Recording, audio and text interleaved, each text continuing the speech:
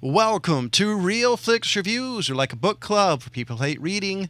This week was James's pick, so he picked Police Academy 2, their first assignment, along with Season 1, Episode 4 of The Tick. This week we have Jonathan Charney, James Stevens, and Ryan Preston.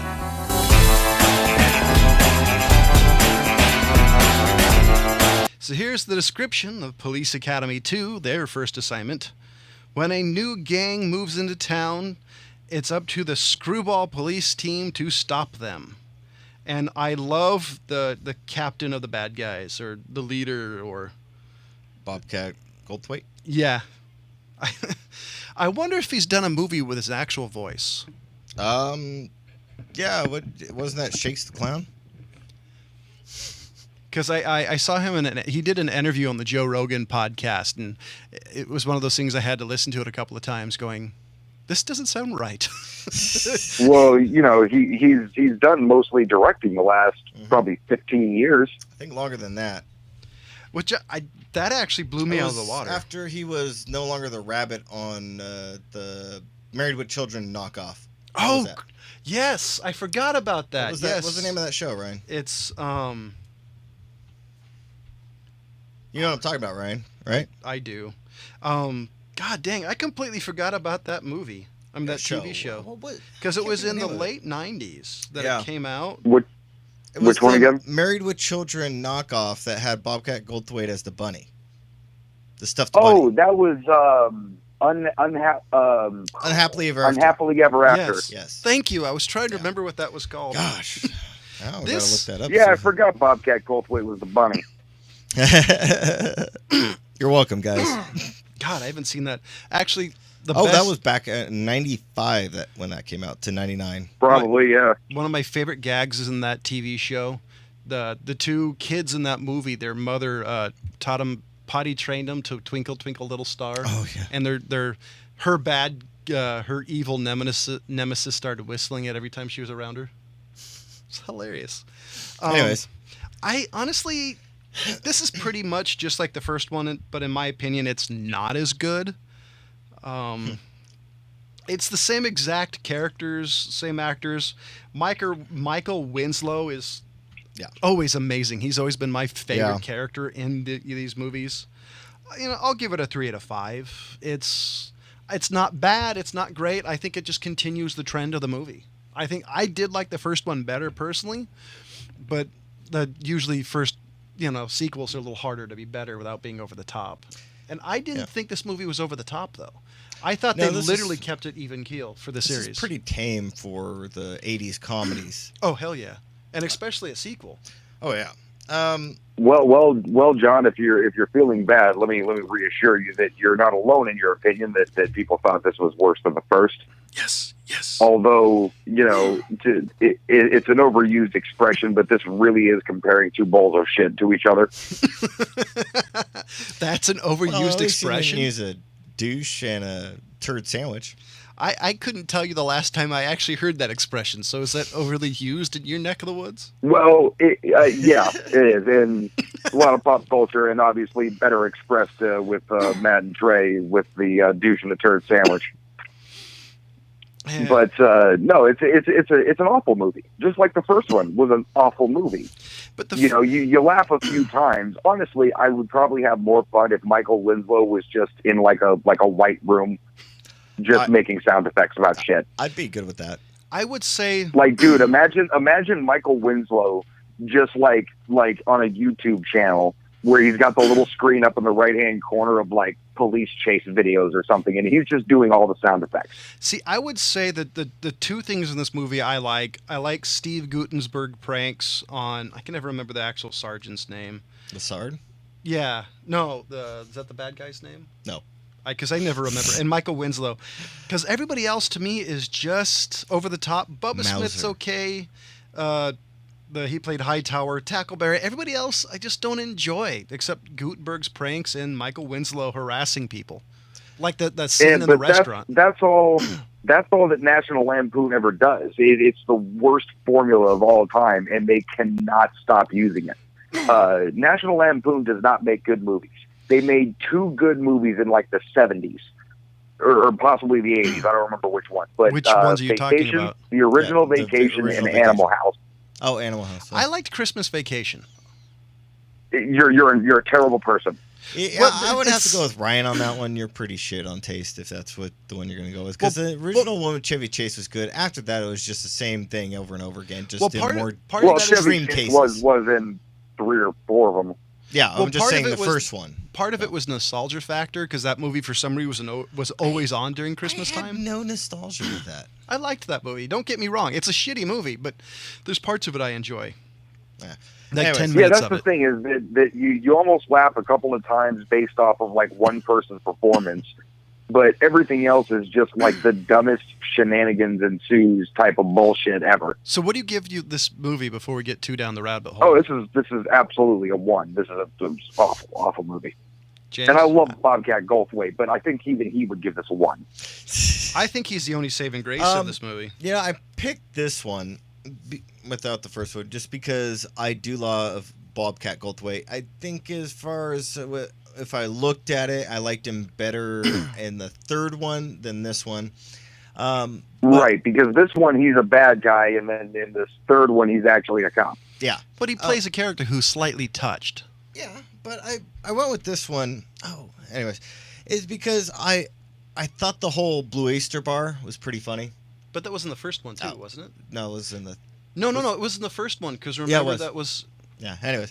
But I like that scene with Bubba Smith, the guy who played Hightower. He's one of my favorites. How And he's then- uncomfortably with the rest of the guys. Yeah, and I do like Tackleberry. He's a fun one for me. But you pointed out the one that I always did not like in any of these films, Steve Guttenberg.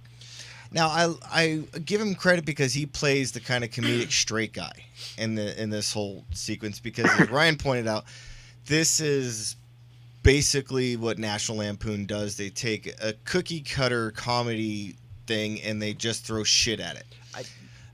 And you guys have to be thankful that I didn't pick Revenge of the Nerds because this is on the same par as these guys as far as comedy goes. The only reason why I would disagree with Revenge of the Nerds is because it's a movie that if you're a geek or you're a nerd during that time, you're always going to kind of root for him. I think it's a different thing, even though it's the same exact cookie cutter. It really is. I mean, way of doing don't they things. throw Rodney Dangerfield in one of the Revenge of the Nerds, Ryan? No. No. Anyway, I've but seen all 3. isn't there more? Not that I'm aware of. Felt like there was more. It's probably because it So what's just your felt rating? like the dragon. I don't know. This, as far as comedy goes, it's a 2. But the reason why I picked this one is because there was a ton of these that pumped out late 80s, early 90s. And it was just the same thing over and over and over again. It was like Rodney Dangerfield, National Lampoon, and I wouldn't even. I was gonna say there's a couple of Mel Brooks that came out around the same time, but they don't even belong in there. And I would except say- for Robin Hood Men in Tights belongs on par with these guys. Really? Yes, that was his worst film. That's funny because I know more people who like that movie and Spaceballs than more than any of his other stuff. That's because they haven't seen anything else. Spaceballs. If you keep watching Spaceballs, it gets sort of worse and worse as the time goes on. There's a big nostalgia factor for Spaceballs. History of the World Part 1, Young Frankenstein, Blazing Saddles. Those movies are never going to be not the greatest things ever. Yeah, Dracula Dead and Loving It was like holy shit. yeah. And is that good or bad? 'Cause No, that one's holy shit. Okay, because I didn't like. Yeah. I saw that one in No, theaters and was like disappointed. that. I was kind of upset that Ryan even mentioned it because that's like Mel Brooks. Like, don't mention that film. Yeah. Wait, that It's was like Mel right out there. Brooks? Well, it was him and Leslie Nielsen, right? Oh no. Who was Yeah, that was. Wait, because I didn't know that was. Oh wow. Wait, who? Yeah, that was Mel Brooks. Damn, Yeah, I'm trying to remember. That's actually I didn't know he directed that. Hold on, I'm trying to remember the guy. Who was the lead character in that one? I don't know. Yeah, that was. It wasn't Leslie Nielsen. No, because Leslie Yeah, Nielsen what? played Dracula. Oh, it was. I'm sorry. It was Leslie Nielsen. That's right. I was trying to think of the other guy. There was another guy with like when was it made? 95. 95. Because it was a rip. Because it was making fun of the Bram Stoker's Dracula with Keanu Reeves and I can't remember his name at the moment. That English guy who played Dracula. Yeah. Anyways, I was trying to think. Who's the guy with the? Talking about Gary Oldman. Yes, thank you. I don't know why I had a brain fart on that one. Yeah, I just saw that recently, and it was one of those. I'm like, Gary Oldman, why? Anyways, So I would say about Steve Guttenberg's character, the only reason why I like him in this movie is because he plays the smartest character in the movie. And that's not a good thing. You somehow have cops and it's a comedy, but everybody in this movie is stupid. There's not a smart person in this movie. And that's one of the reasons I think it was supposedly funny, because Steve Guttenberg is one step ahead of everybody because his character is smarter than everybody, which... Right. I don't know. No, that's what I was saying. He kind of plays a straight comedic guy. I wouldn't even say straight comedian. Technically that's the role. I just don't think he pulled it off. No, I don't think he pulled it off in any of them, actually. But I don't think it's him. I actually think it's just this movie. Because I think I mean, look, Steve Guttenberg is obviously a pretty charming dude, but it's just they throw these like awful jokes at him, and Because the first one, I think if you did the first one as a standalone movie, you could easily say, okay, it's not his best, but it was funny. Then you do a second one and a third one and a fourth one, and a ninth one, and then you're just like, after a while, it's a shotgun approach to movie making. It's just not funny. Well, yeah, and that's what we were mentioning, the fact that that's actually what National Lampoon is known for. It's just this cookie cutters that get old and not funny. They switch it up. Yeah, that's why all of their shit goes directly to fucking DVD. Yeah, now they did do releases in theaters back when the Police Academy's Revenge of the Nerds and the Revenge of the Vacations. Nerds. But the Revenge of the Nerds never made any money in the theaters. It made more money. I doubt it. No, it didn't. It made more money because it made more money because it's a cult movie more than anything. That's the only reason it ever made any money. Oh yeah. Well, that's the only reason any National Lampoons make any money. True. And I would say, at least with National Lampoons, they switched up the basic story, very switched up, and the characters sometimes, versus what they, nowadays, they just basically do the same exact movie over and over again. All the comedies are the same. Yeah. It's literally just an excuse to randomly show tits. Yeah, you know what? You're right. Yeah. Yeah, that's like pretty much what everybody was waiting for, is them to show tits, and they're like, okay, this movie's great now. Yeah. Really? Yeah, it's the kind of movies you and your idiot junior high friends rent on like a Saturday night. Like, oh, my dad let us rent Animal House. I hear they show boobs in it. It's the same reasons why bouncers like the Patrick Swayze's Roadhouse. He's kicking somebody else's ass. True. Yeah. I see that. I tried. I tried to like this movie. I mean, I really did. But I'm trying to think. There's nothing funny in this movie. I don't think there's anything in this movie I actually laughed at. Granted, I generally don't like comedies, but I don't think there was one scene that I even chuckled at. It was an acknowledgement of, that was funny. I think it'd just be Michael Winslow's sections. Yeah, that's it.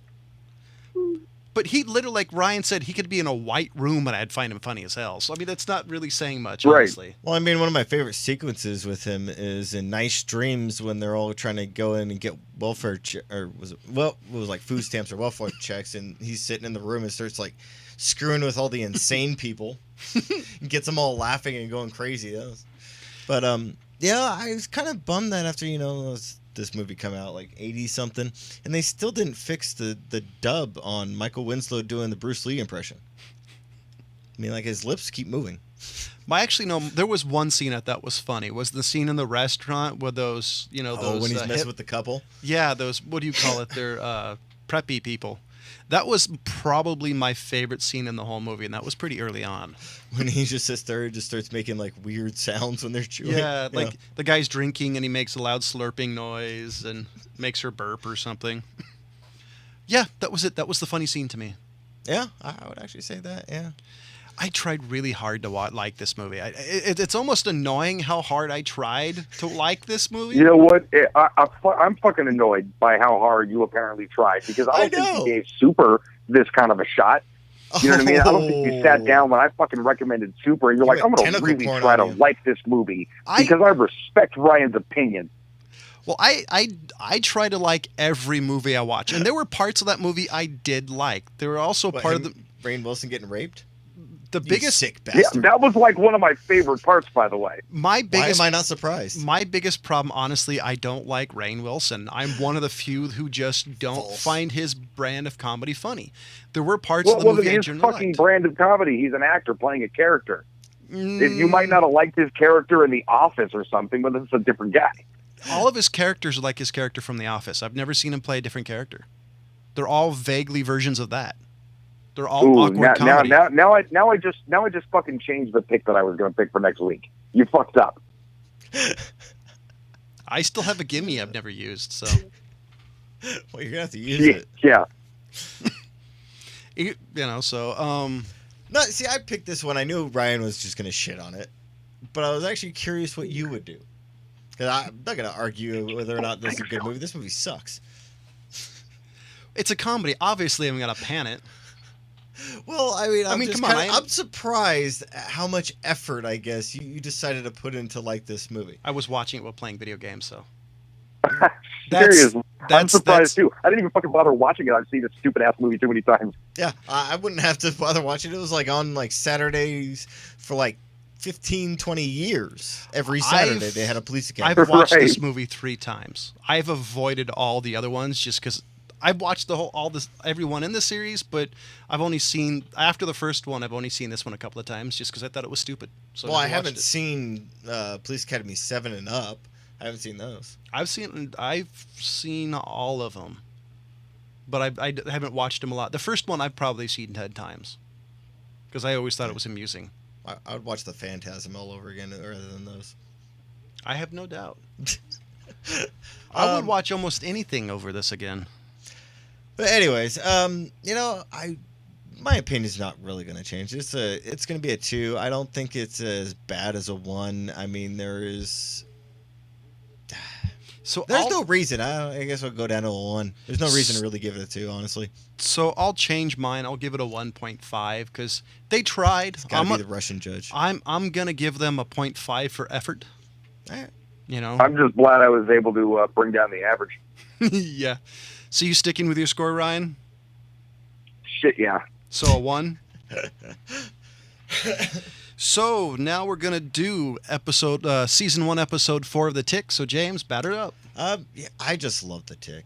And as far as I'm concerned, I mean, they nailed this going from cartoon to live action. I mean, Didn't they do a it's like live action perfect. before this though? This is the second attempt. Yeah, at they live did action. with Patrick Warburton. Yeah, let's not talk about that.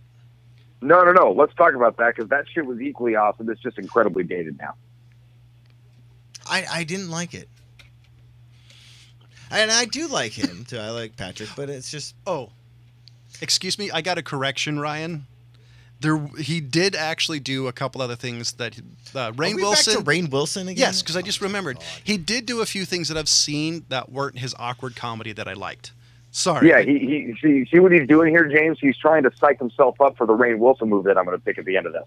No, it He was was actually. saying a gimme. He wants a gimme, and I'm just like, you don't Well, need no, to it's fight him. because he did an episode of Numbers years ago that I remember thinking that I'd didn't- recently watched. I didn't go very far with numbers. Sorry, it was just Anyway. one that I remembered. So back to The Tick. I am really glad that they decided to go non-PG on this one and actually to go take the liberties they have of being a streaming site. Amazon. Yeah, I was going to say Yeah. a streaming site that has the ability to go outside of the normal AB, 'Cause that's the- alphabet channel thing where they have to keep it kind of Well, MA. that's the only way. This Away would've- from the FCC. Yeah. Well, I that's- really enjoyed that. Well, that's the only way it would have ever gotten made because nobody would have touched this because it was obscure when it came out in the 90s. Yeah. Because our generation is probably the only people who knew about it. I kinda am doubt there's a finding lot that. of kids young enough, like, after us that watched it. So Yeah. Anyways, but I really enjoy. God, I don't have the name up. The guy who plays the Tick. I really enjoy his interpretation of how the Tick is. it seemed kind of dead on to me. Yeah, it's like, it's like, he watched the series, like he was a fan of it or something. Anyways, but like I said, I mean, I'm really excited that they're able to take the universe and to be able to take it to its logical point of where there are certain guys who don't have a problem with killing, which is, God, why am I forgetting everybody's name today? The guy dressed up in the body armor suit that goes around killing. I think that just, I love it. So, I love the fact that they took the tick and let him fall out the window, and he's like, "Oh, what am I going to choose to do here?" All the way down. So do you think it's going to continue? Are they going to do other seasons? Or I hope so. Think... I think with the fan base that's come out in support of it, which I have noticed there's actually a decent growth of fan base on this one, and it seems to be steadily growing, that they will keep going with it. I'm glad to hear that. Word of mouth was what got this thing from pilot to series anyway. Oh, yeah. But just let you know, they did the same thing with Snakes on the Plane, so it doesn't always work in your benefit. You're going to throw. But Amazon at least has a good method where it's like, you know what? Here's the first episode. Let's let the people decide. Oh no, yeah. I actually think democratizing that is the best way to do it, because you're gonna get, because if you just try to do the spaghetti approach to TV making, you're gonna get less hits. No, I think it's the perfect way to do it. Well, I'm excited because the same thing happened with The Punisher. You heard about that one, Ryan? They are taking Shane and they are doing The Punisher. Because there's been so many fans. They announced that a long time ago. No, they've actually confirmed it now. They announced that they were going to do it, then they let it play back to where they weren't talking about it, and then like 2 weeks ago they finally released saying we are going to be doing it. So they already have like teaser trailers and shit out. So, ladies and gentlemen, we do have a Facebook page. Go to facebook.com/RealFlixReviews. You can also catch us on iTunes, Podbean, Stitcher, and more. So now on to movie news. And a movie... You know, I feel really bad for whoever the and more people are. I'm just saying. There's a couple of really obscure podcast places I put us on. Soul Radio. Okay. That's the only reason to say other, because I can never remember their name. And a movie that I'm kind of excited about, and I don't know why, is Murder on the Orient Express. Has some exclusive pictures out. And I am super excited about this movie. You are not allowed to say super anymore today. I can't. See, now it's not my fault anymore. I apologize. I can't wait to see it. I'm hoping it's going to be as noir as like some of the pictures I've seen show. Because they would show a guy with a handlebar mustache and then put it set place in 2015. Yeah, can we just like not use noir anymore? Honestly, in today's movie making, yes, they would. Hipsters. No, they wouldn't. Yes, they would. You don't show those pictures and then have a modern movie. Come on. I mean, are they going to have man buns too? I don't understand what the problem is with man buns. What's everyone's ass for about man buns? Call the freaking top knot. Shave the front of your head too. I actually don't care about it, so I'm not quite sure. You look like an idiot. So look, I fucking had long hair. I don't want it in my face. What do you fucking suggest? Ponytail. Yeah, okay, a ponytail, because that looks less weird. What do you want? Fine, pigtails. You want him to look like fucking Pippi Longstocking? Longstocking? Exactly. That's her evil twin. Oh. So you're going to throw glitter in your beard now, too? So production on Sony's Fucking Venom solo film bastard. has been pushed back again. It's going to start filming at the end of October. The Venom movie by Sony. Oh. It's starring, let's see, it's Tom Holland stars as Spidey. And I think it's Hardy will be Venom. I don't know. I'm excited, but not. I'm not really excited for a Venom film. Are they going to have Carnage in it? Well, if anything, this is. I'm still not excited, but it's got a little bit more interest. My problem is like none of the Sony Spider-Man's movie have left a good taste in my mouth after the fact. Like a couple of years later of the fact, none of them seem as good to me. I really dug Homecoming. But that's a Marvel. That's not Sony. That's a Sony and Marvel, technically. But it's the same. Are we still talking about the new Spider-Man coming out soon? We're talking about Venom. Well, this is about Venom. The movie. Well, obviously they blew it back then. That's not even a debate. So I'm like, I haven't had a chance to see Homecoming yet. I'm just hoping it's good because I like the character Venom. I like Carnage. Sony never like they get close and they just seem to drop the ball. So I just hate to see. Let me sell you on Homecoming right now. I've seen Homecoming. It's like a John Hughes movie that's about Spider-Man. I'm definitely more intrigued. You haven't seen Homecoming yet? No, I haven't had time. So Ryan, you want to get pissed off? Sure. Westworld's coming out in 2018. I know, man. I freaking heard. That sucks. Who the hell does that? Well, it's coming out summer of 18, right? Yeah, but who the hell does that? They premiered in 2016, and they're doing season 2 in 2018. Well, the question. Yeah. Well, I think it's because we're probably getting the finale of Game of Thrones in like 5 years or something. Well, the question is, are any of the stars doing any movies in the meantime? It could be the fact that some of the stars are contractually obligated to other things. The only one that I could see actually doing that is Anthony Hopkins. He's a major A-list actor. Well, listen. Also, you have to realize that. I mean, sometimes it takes, from production, not like trying to actually get it sold or something, but from production through post-production is a really long process with just an hour and a half movie. These people are doing, presumably like 11 to 13.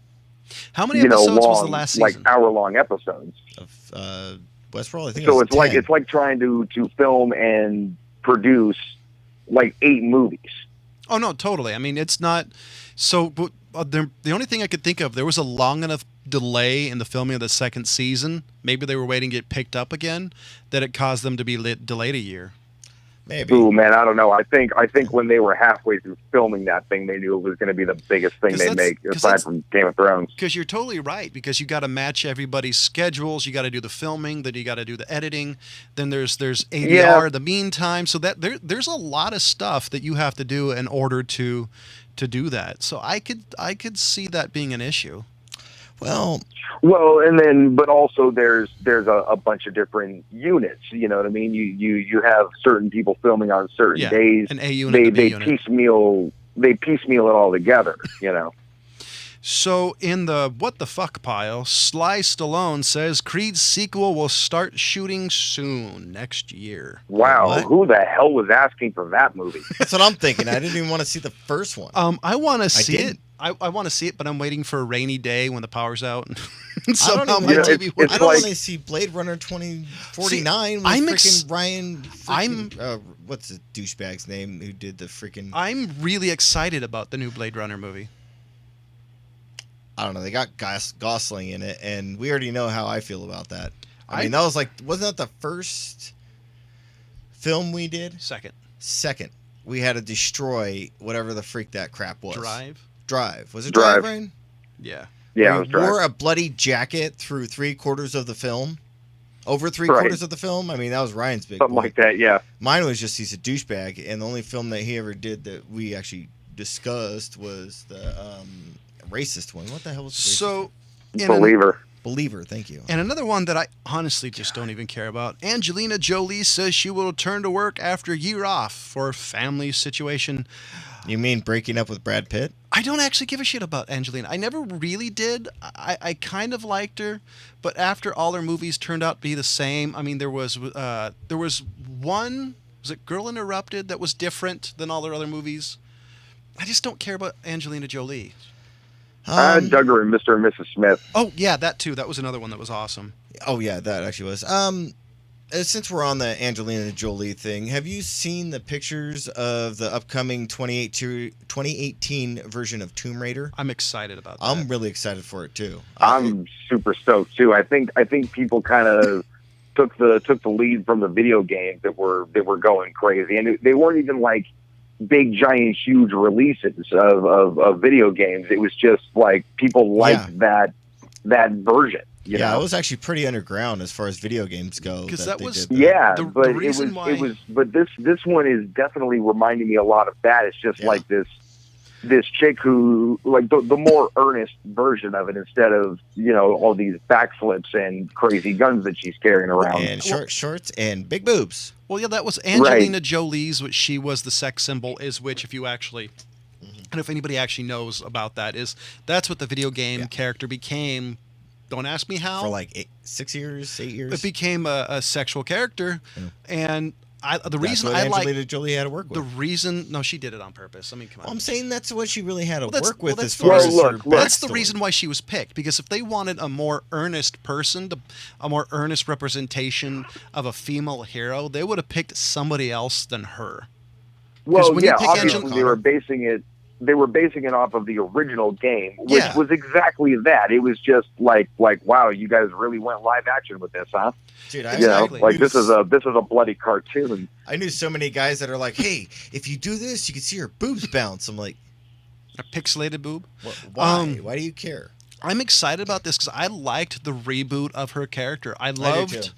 Not only because the character actually realistically looks like a woman, but the fact that she has grittier is what I would use. Grittier. She's more vulnerable. There's actually depth to the character besides basically a female Rambo. Yeah. Well, look, I like the idea that they're just going to simply go with, like, look, here's a person who knows this thing about like ancient artifacts and tombs and things, but nobody really ever gets attacked in tombs. So the fact that she would be carrying guns is obviously silly. But having these extreme things thrust upon her and having her adapt to the situation, that's the hero story that everybody likes. So true. Before we end and Ryan tells what movie he's talked about, I want to give a moment of silence because it's great news. Shia LaBeouf has been cut from the Indiana Jones franchise. I am so happy about that. Now, if we can only delete the fourth one. I was going to say, if only we could end the Indiana Jones franchise. I kind of agree with that. I think Crystal Skull did a damn good job of that, but obviously not. The biggest problem, I think they could have gone a couple of ways. I think they could have done a younger Indiana Jones. They could have tried to do the James Bond thing. What they tried to do and failed was have a character that will take over the mantle of Indiana Jones.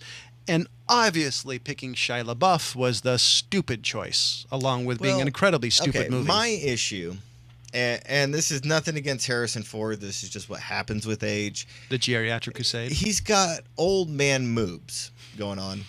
I mean, we all saw it in the Star Wars. You mean the male pattern ass loss has nothing to do with it too? Because his baggy pants. I wasn't going to keep going on his body type, but I'm just saying that, I mean, you look old and brittle now. I mean, what are you trying to prove? Well, see, I think what they were trying to do, I think they were going to try to have him be his dad.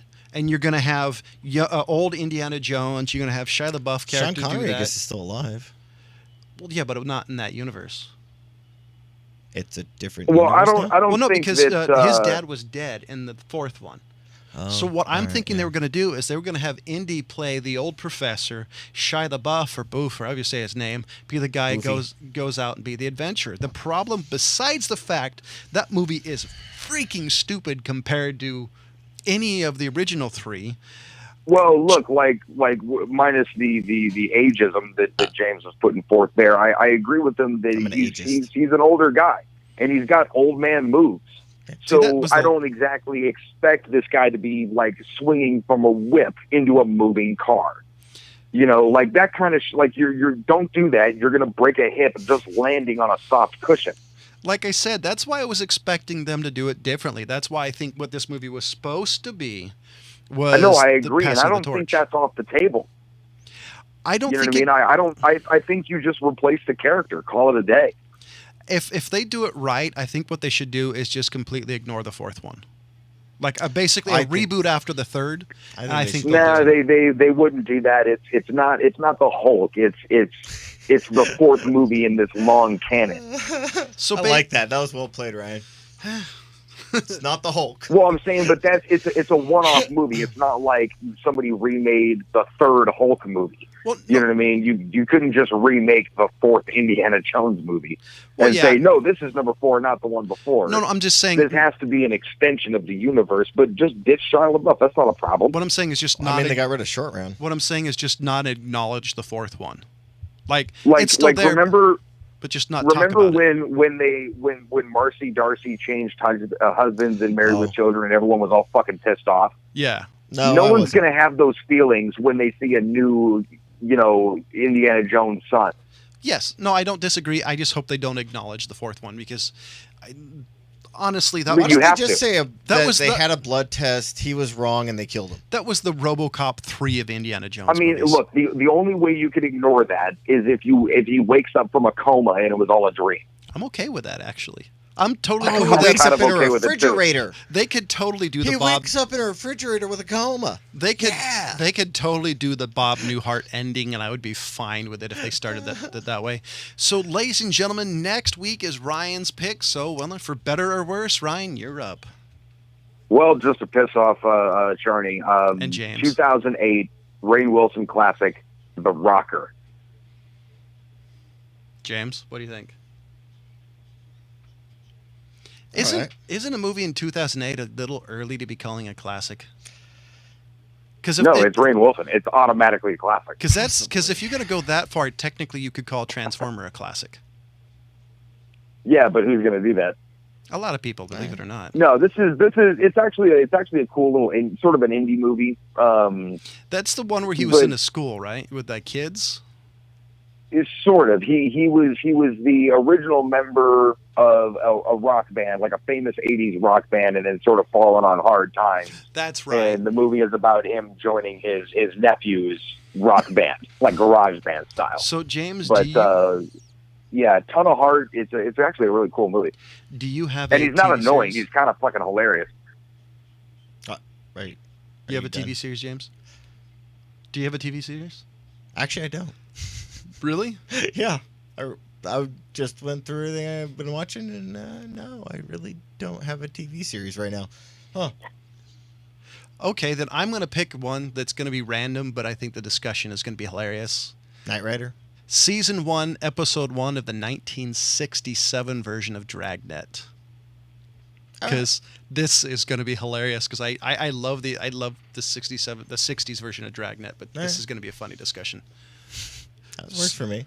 So, ladies and gentlemen, I gave Police Academy 2 a 1.5 out of 5. James gave it a 1. Ryan gave it a 1. We are doing The Rocker with Rainn Wilson and Season 1, Episode 1 of Dragnet 1967.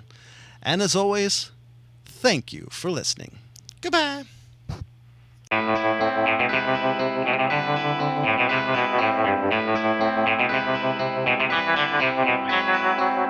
Thank you.